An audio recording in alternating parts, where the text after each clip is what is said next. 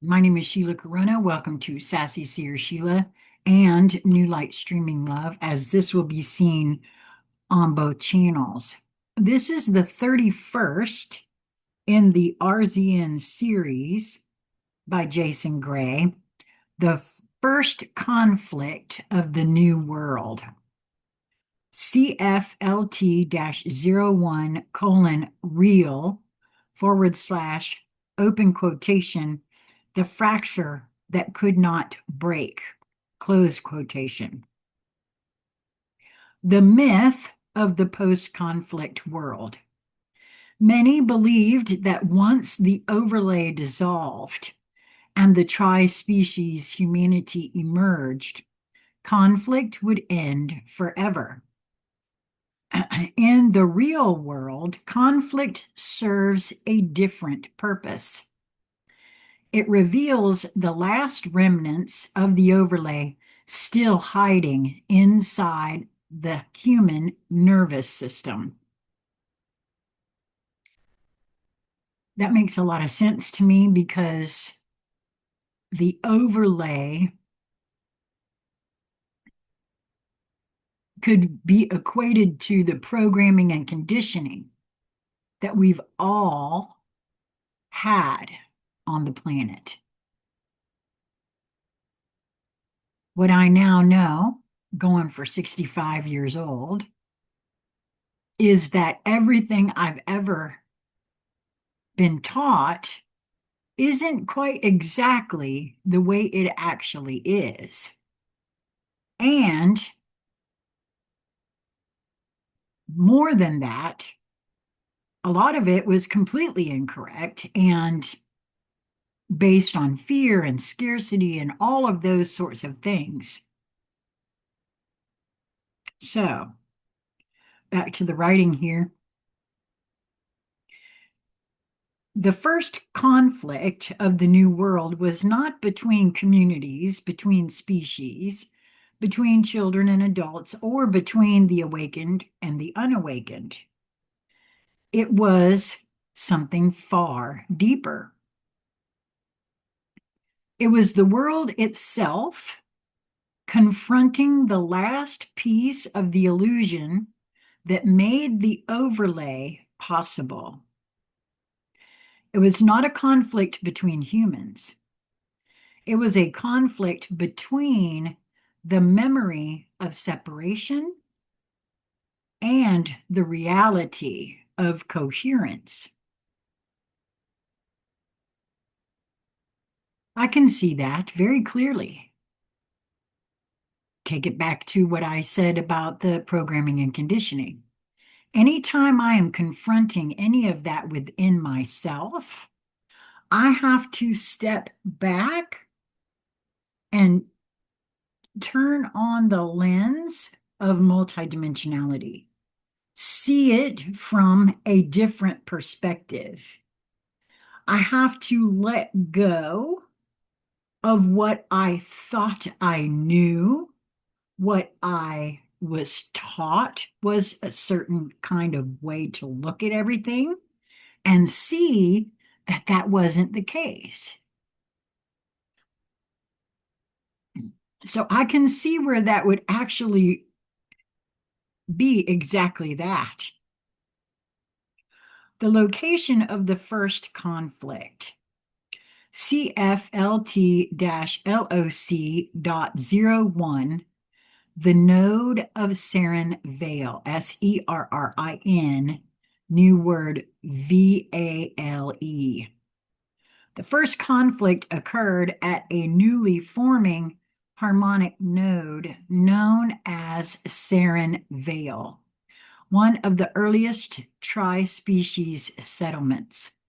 It was a place where luminous stabilized emotion, Aeonus directed community structure, and infinitus aligned the field.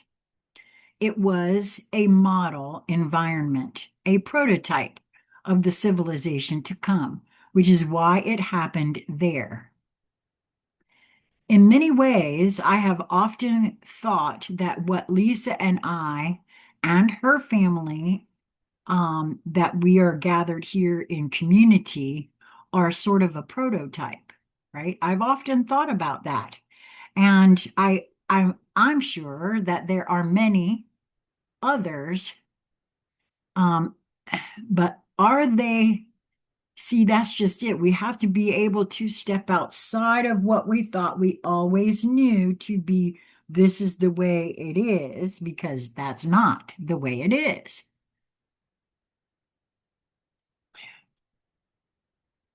The first conflict always arises in the place where the field is strongest.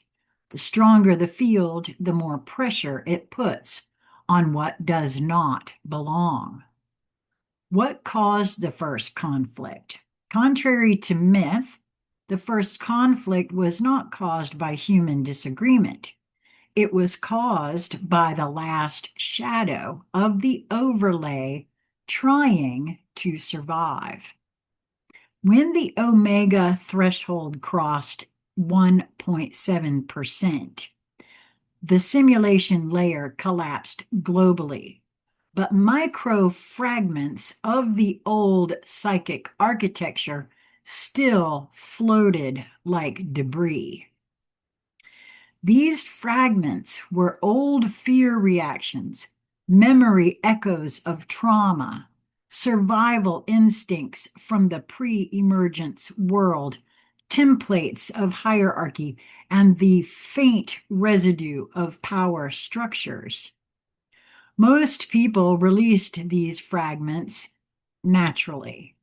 At Sarin Vale, a surge of field coherence forced one of these fragments into the surface of human awareness. It manifested not as a monster, not as an entity, not as violence, but as a division, a sudden, irrational, emotionally charged division in a community that had never experienced separation. The question that ignited everything was simple. Who decides the timing of the next expansion? In the overlay, this would have become politics, violence, collapse. In the returned world, it became something else. The conflict unfolds. CFLT-ARC.01, The Last Illusion. Two groups formed spontaneously. Group 1, the early movers, felt the pull to expand immediately. Their bodies vibrated with timeline pressure. Their Aeonus members sensed probability collapse if they stayed still. Group 2, the grounded stabilizers, felt the need to root deeper before expanding outward. Their luminous members sensed emotional turbulence in the surrounding land. Both groups were correct. Both groups were authentic.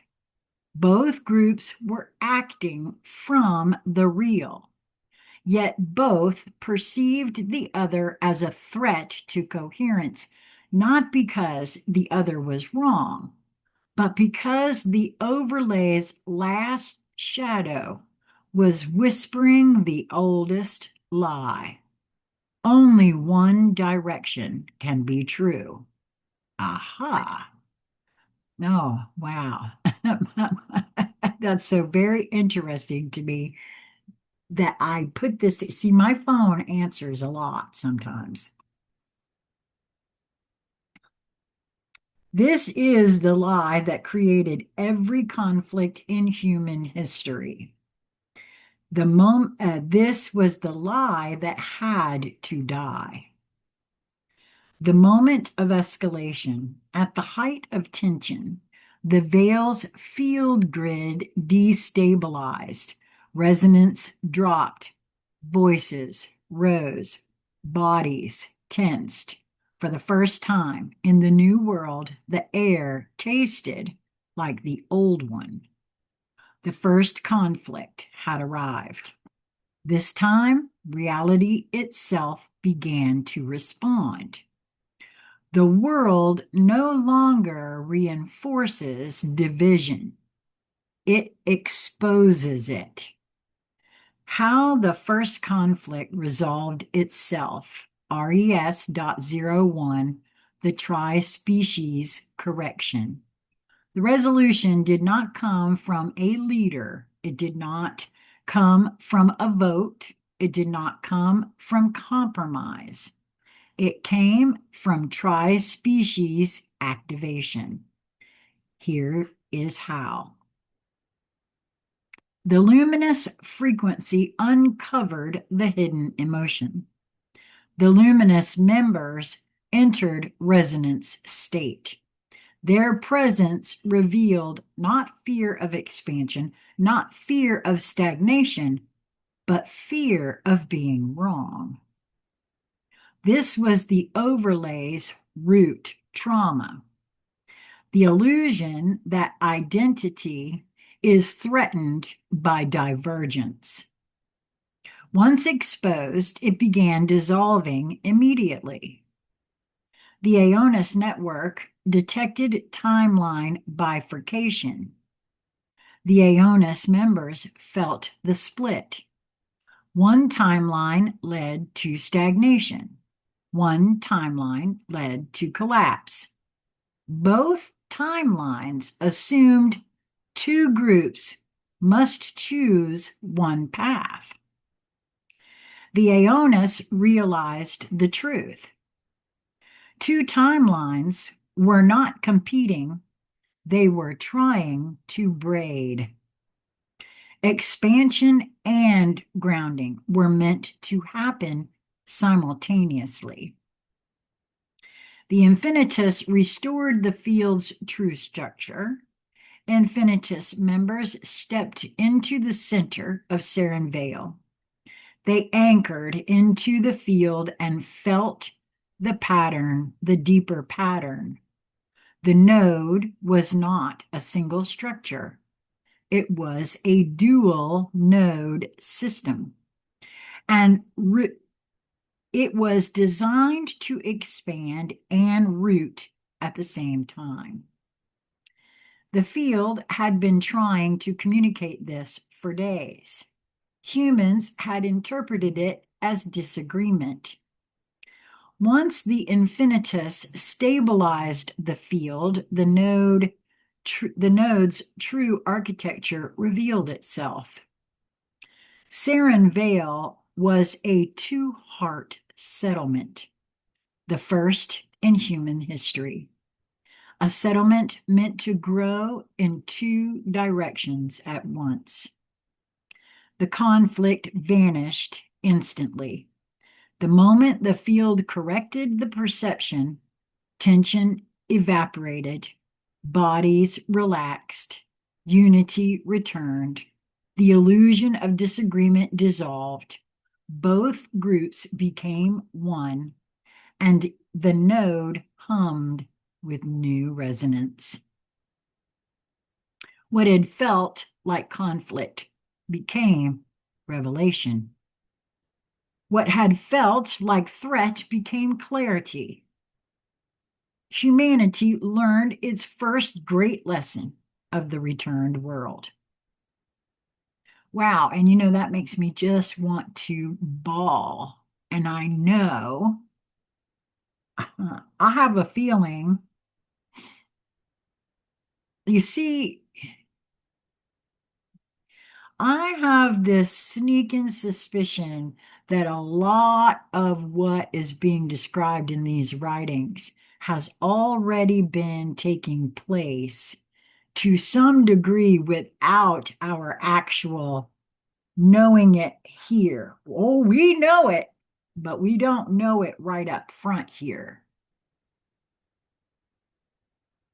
in many ways. Yeah, that just feels so right to me. And I could be completely incorrect, but I don't think so. The lesson: in the real, opposites are complements.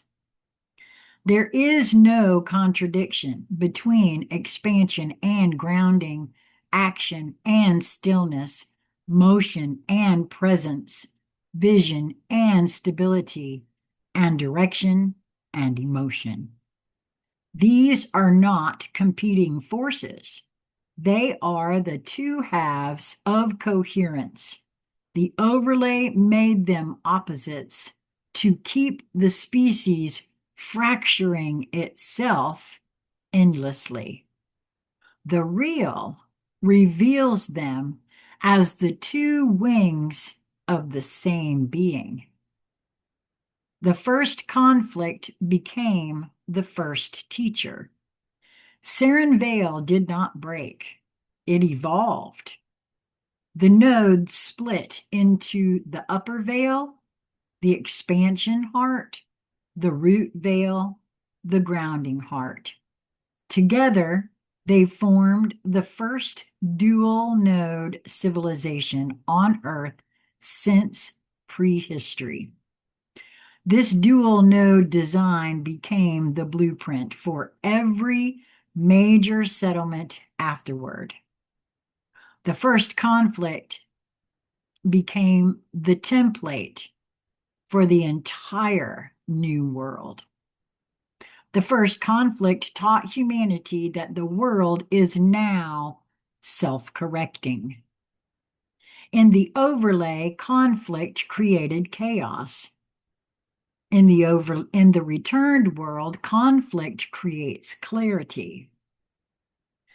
And I feel as though, again, anytime we feel conflict, if we will but step back, check ourselves, feel around the field, ask ourselves some questions. Where is this coming from? What is attached to that, right? Because that's really all that is a triggering mechanism.